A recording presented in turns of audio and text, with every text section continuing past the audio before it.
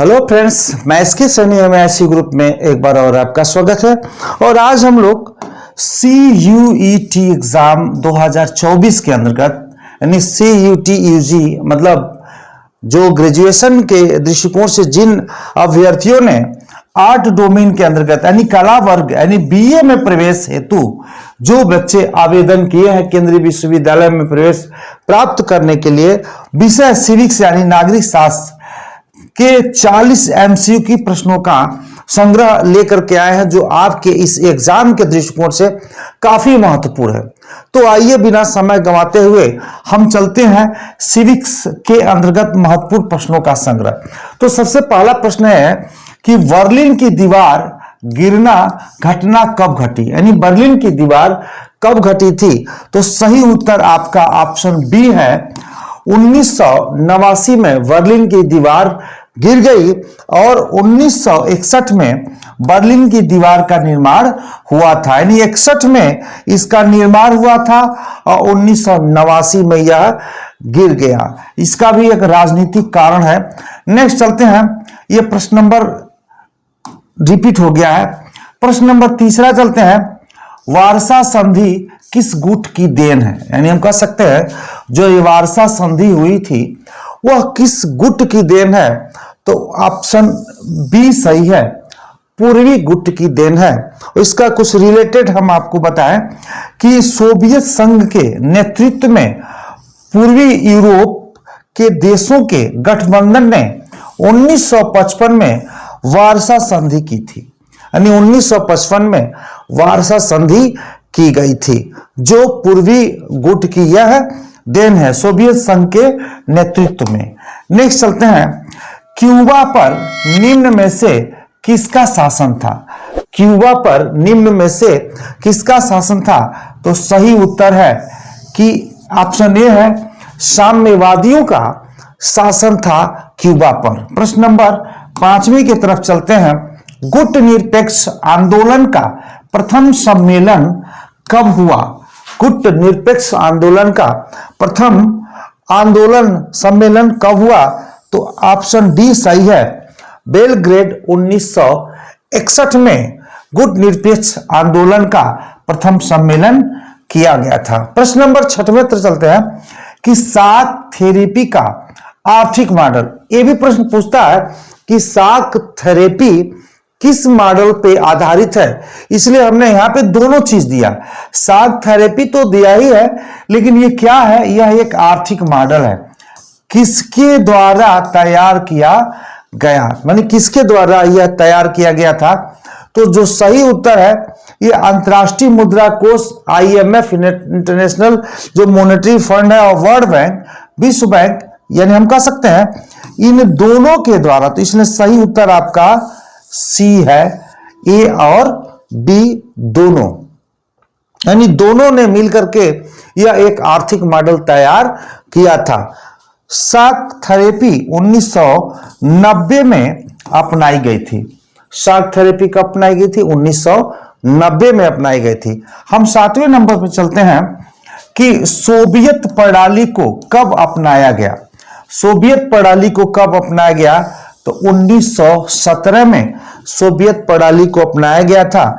1917 में रूस की समाजवादी क्रांति के बाद सोवियत सोशलिस्ट रिपब्लिक USSR का गठन हुआ था। 1917 में इनके बाद इसका गठन हुआ था। नेक्स्ट चलते हैं कि एल्त्सिन के नेतृत्व में किन 3 गणराज्यों द्वारा सोवियत संघ की समाप्ति का अंत किया गया था, यानी हम कह सकते हैं जो एल्त्सिन के नेतृत्व में किन 3 गणराज्यों द्वारा सोवियत संघ की समाप्ति का अंत किया गया था।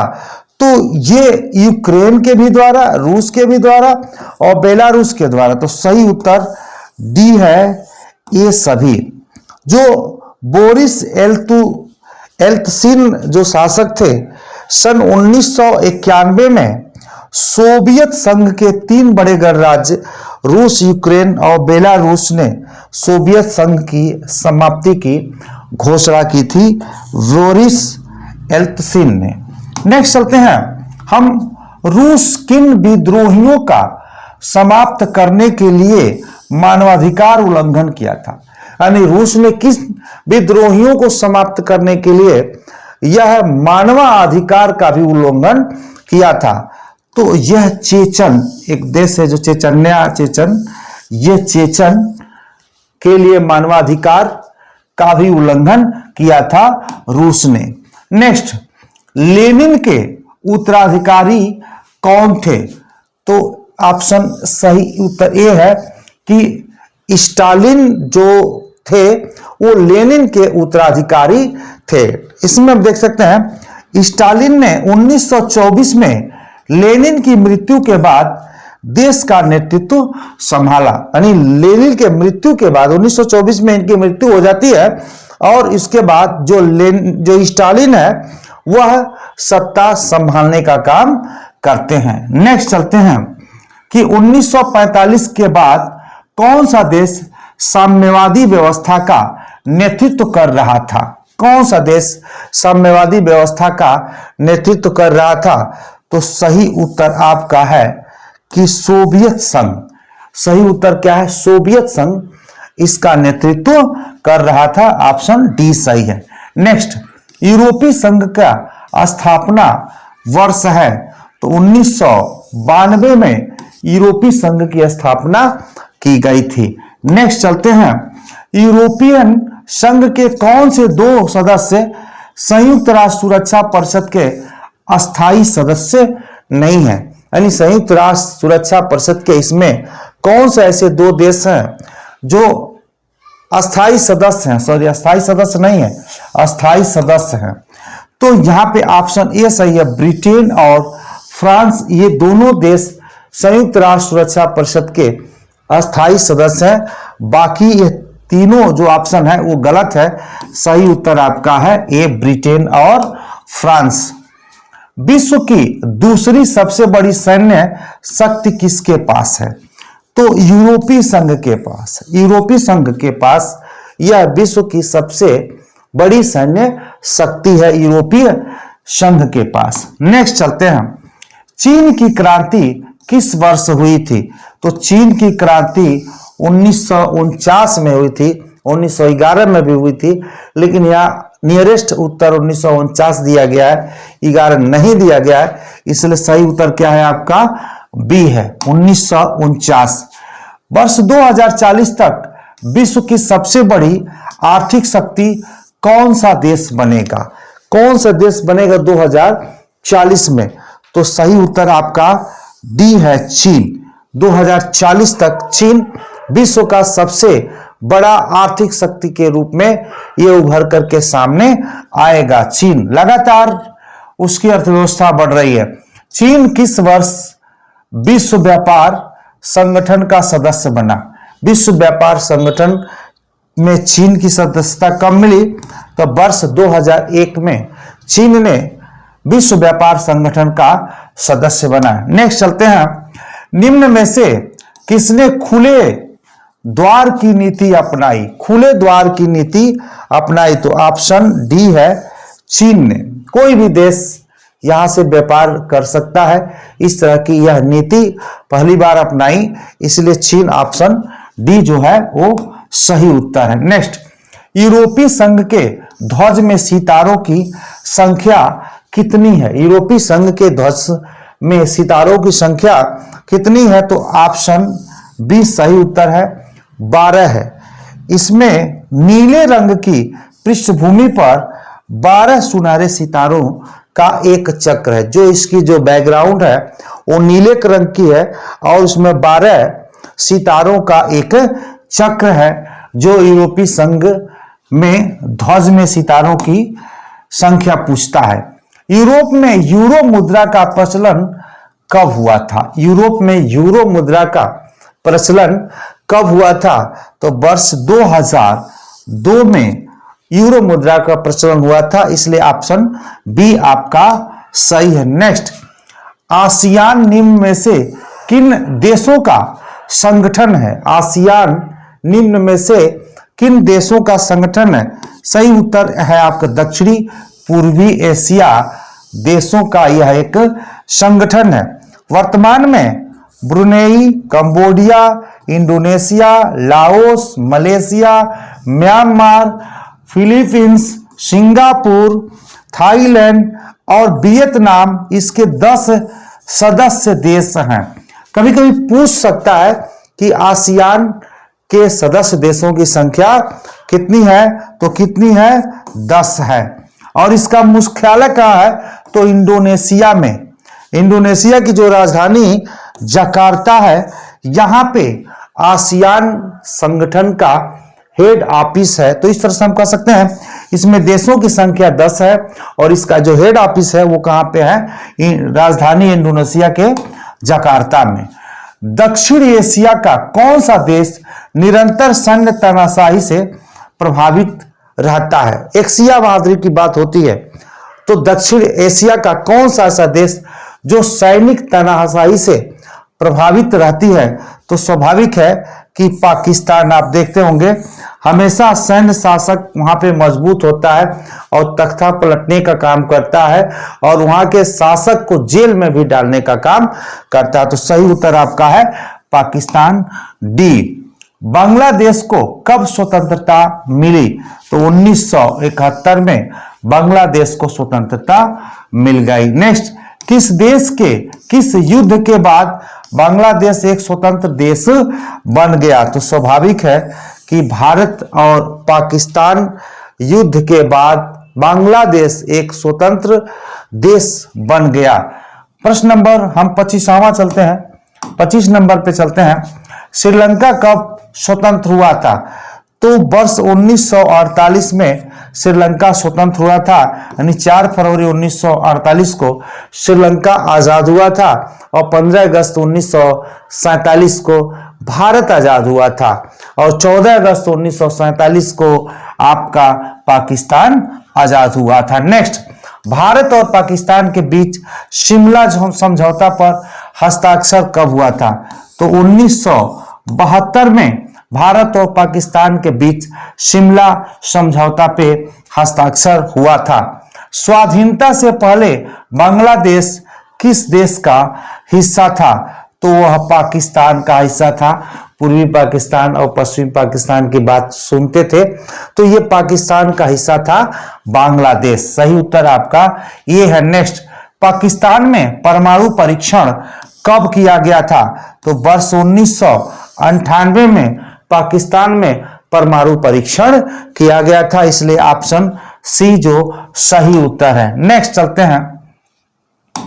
नेक्स्ट, सार्क दक्षेश की स्थापना कब की गई थी? तो 1985 में सार्क दक्षेश ये उसका नाम है, सार्क दक्षेश की स्थापना की गई थी। दक्षेश सार्क का प्रथम शिखर सम्मेलन किस नगर में हुआ था? तो सही उत्तर आपका ए है, ढाका में हुआ था। जो प्रथम सार्क सम्मेलन हुआ था वो ढाका में हुआ था। नेक्स्ट चलते हैं।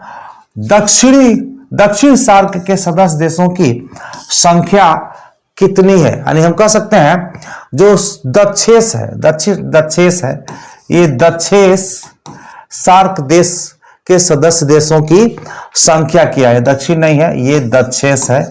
दक्षेश को ही हम सार्क के भी नाम से जानते हैं। तो ऑप्शन जो 8 है इसका सही उत्तर है, यानी दक्षेश यानी सार्क देशों के सदस्यों की संख्या कितनी है?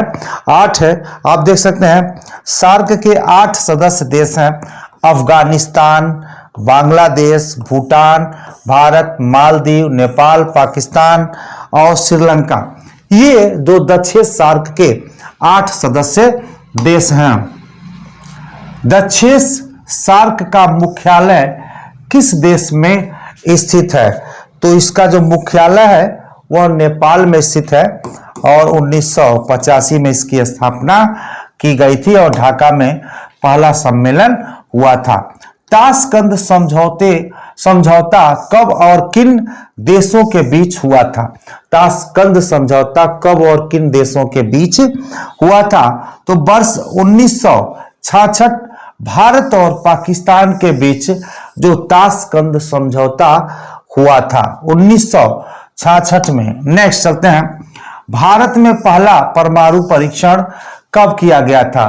तो 1974 में भारत में पहला परमाणु परीक्षण किया गया था, इसलिए जो सही उत्तर आपका ए है। नेक्स्ट चलते हैं, मालदीव कब गणराज्य बना?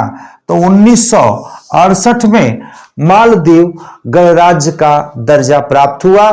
वहां पे यह समझे कि एक चुनाव व्यवस्था के अंतर्गत इसकी व्यवस्थाएं बनाई गई। नेक्स्ट, सिलोन किसका पुराना नाम है? तो श्रीलंका का यह पुराना नाम सिलोन है, इसलिए ऑप्शन आपका सी सही उत्तर है। नेक्स्ट, नेपाल में राजतंत्र को कब समाप्त किया गया? तो नेपाल में राजतंत्र को वर्ष 2008 में समाप्त किया गया। कहीं कहीं 2006 भी दे रहा है, लेकिन अधिकतर जगह पे यह 2008 में दिया है। नेक्स्ट चलते हैं कि संयुक्त विधायक दल का आम चुनाव से राजनीतिक उद्भव हुआ, यानी संयुक्त विधायक दल का आम चुनाव से राजनीतिक उद्भव हुआ 2021 में 2022 में सीयूटी एग्जाम में यह पूछा है, वर्ष 1967 में। सही उत्तर वर्ष 1967 में। नेक्स्ट, जम्मू कश्मीर में राजशाही किस वर्ष समाप्त कर दी गई? तो 1948 में राजशाही व्यवस्था को समाप्त कर दी गई। हरि सिंह डोंगरा शासन के अंतिम राजा थे। जो हरि सिंह डोंगरा थे वह शासन के अंतिम राजा के रूप में थे। नेक्स्ट, असम आंदोलन किस अवधि तक चला था? तो असम आंदोलन 1979 से लेकर के 85 तक, यानी हम कह सकते हैं ये 6 वर्षों तक यह आंदोलन चलता रहा, 1979 से 85 तक। यानी यह 1979 में all Assam students union AASU द्वारा शुरू किया गया था और 6 वर्ष बाद यह आंदोलन समाप्त हुआ। और अच्छा लगा हो तो मेरे वीडियो को लाइक शेयर सब्सक्राइब करें। आज के लिए इतना ही, धन्यवाद।